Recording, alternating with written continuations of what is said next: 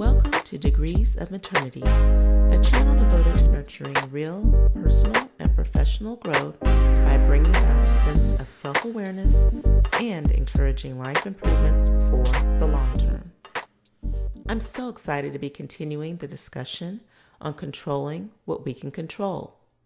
Last week, I came from the perspective of controlling what you eat by growing your own food. And today, I'd like to follow that same line of thought. I think it's going to become more and more important to figure out what we can do for ourselves. For instance, in my immediate community, I'm not seeing huge numbers of folks who grow and raise what they eat, build their own homes on their own land, make their own clothes, and create their own jobs with their own inventive products and services that they and others can use. In fact, I've noticed a dependency on others for almost everything in life. There are a lot of people who've had to wait on, had their needs delayed, or been denied things that were necessary for maintaining their well-being or sustaining their very lives. Why? Well, consumers have to be provided for.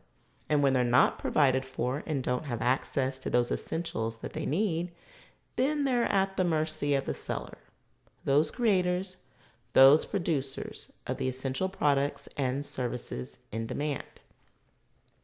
But during this pandemic, the frame of mind that I'd like to encourage everyone to assume, as much as they realistically can, is a mindset of what can I do to help myself sustain those basic needs and even discretionary wants in my life, and to seek ways to be a creator of as many things and processes as is humanly possible that will fulfill those needs and wants. What can I do to become more of a producer of goods and services versus always expecting someone or some entity to provide them for me? Let's consider the following scenarios for a minute. Number 1, be an entrepreneur. Create your own job. Create goods and services for your own personal use as well as for others' use. Number 2, make your own food instead of relying on the ready-made items in the stores, fast food chains, and restaurant establishments to feed you. Number 3, grow and raise your own food. Check out my video entitled Pandemic Real Talk. Control what you can control in your food consumption. Number 4, make your own cleaning supplies. They're scarce right now in the stores, and I'll talk about that more in a few moments. Number 5, be an owner, not always a debtor. Work hard to get out of debt just as soon as you possibly can. Number 6, pandemics create new needs. Figure out how to meet those needs in creative ways to help yourself and others. Have you seen some of these creative ways in which people are making their own face masks while the official ones are in limited supply? Number 7, don't always run to the professionals for everything. Do your own due diligence and research ways to handle more of the processes that you call others to perform for you. Number 8, learn to relish teaching your child. You do it anyway, as a parent or guardian, so extend yourself a little more and enjoy expounding the knowledge of the ABCs and 1, 2, 3s to your child as well. And number 9, develop your tech skills. It seems that the times we're living in call for us to work with, learn from, and communicate by technology. It ain't going anywhere. But always handle technology with care. Use it, don't abuse it. Now, which of the above suggestions will you take on?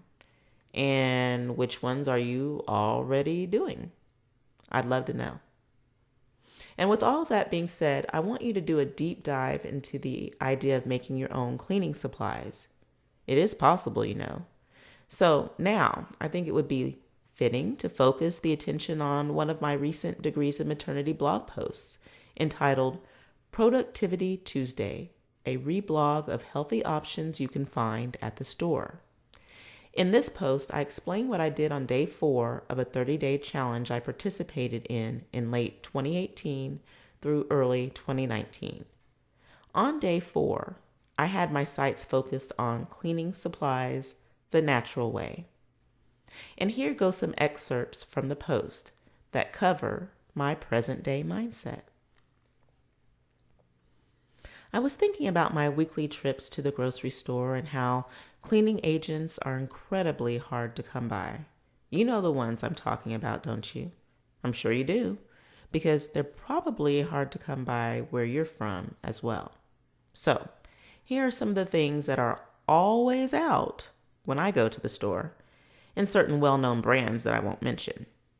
There's hand soap pumps, hand sanitizers, and disinfectant wipes and sprays. They're always out. Now, I do shop for other family members outside of my household who still use chemical cleaning agents, but I'm slowly trying to get them to come around to some healthier substitutions. Nevertheless, my immediate household and I have tried to use more natural substances for cleaning for some time now. And guess what? A lot of the healthier options can be found in the stores these days. I wonder why. Could it be that the stuff that's good for you tends to be overlooked? Human nature is a funny thing sometimes.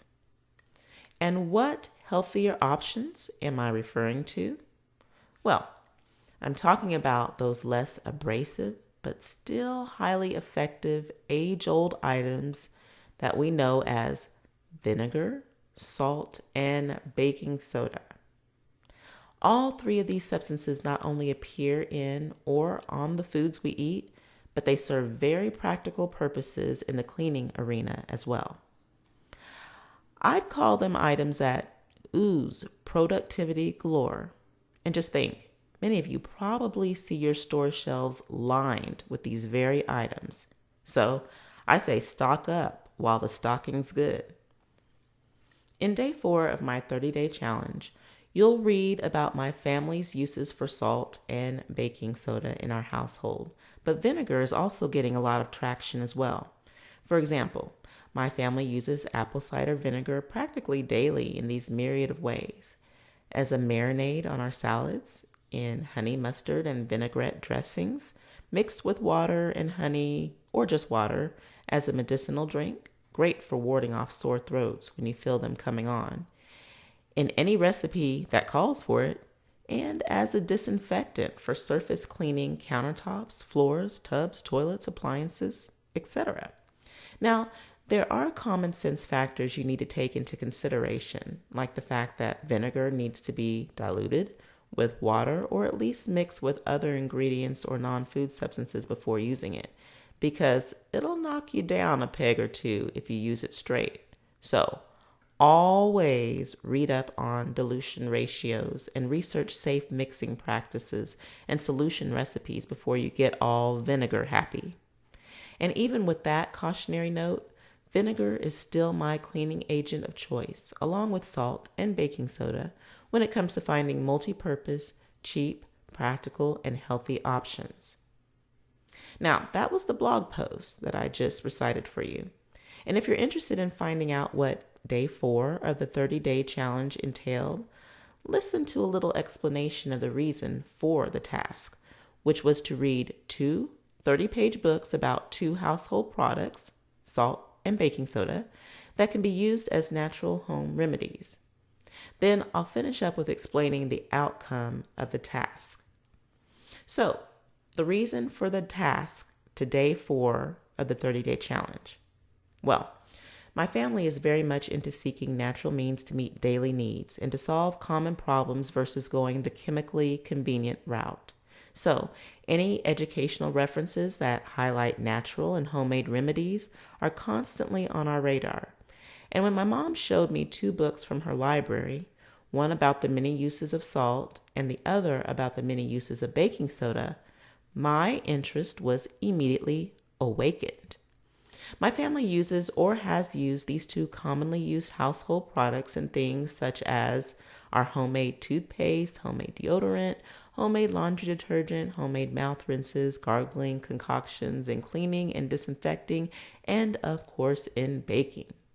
We even have gone so far as to use Himalayan pink salt for the things we ingest and regular table salt for the cleaning applications. So I'm not a stranger to some of the natural uses of these products, but in no way do I hold a comprehensive list of everything salt and baking soda can do. Hence, the reason for my heightened curiosity about the information that 60 total pages could reveal to me about the best kept secrets of salt and baking soda. And now for the outcome of the task. I highly recommend reading Salt, Clean Coffee Cup Stains and Other Best Kept Secrets, and Baking Soda, Brighten Your Smile and Other Amazing Advice, both written by Betsy Elliott. These books provide light reading with an educational punch while delivering solutions in real-life application. You'll be amazed at how truly valuable these two inexpensive substances can truly be if put into good use. They're natural substances that you more than likely have in your home right now, and why not use them in natural ways that will provide better health benefits for you and your family versus their chemical counterparts. I hope you all were edified by today's table discussion, and if you enjoyed this content, don't forget to like, share, and subscribe. Also, make sure to join me for the next video where you're sure to find some real talk about real life.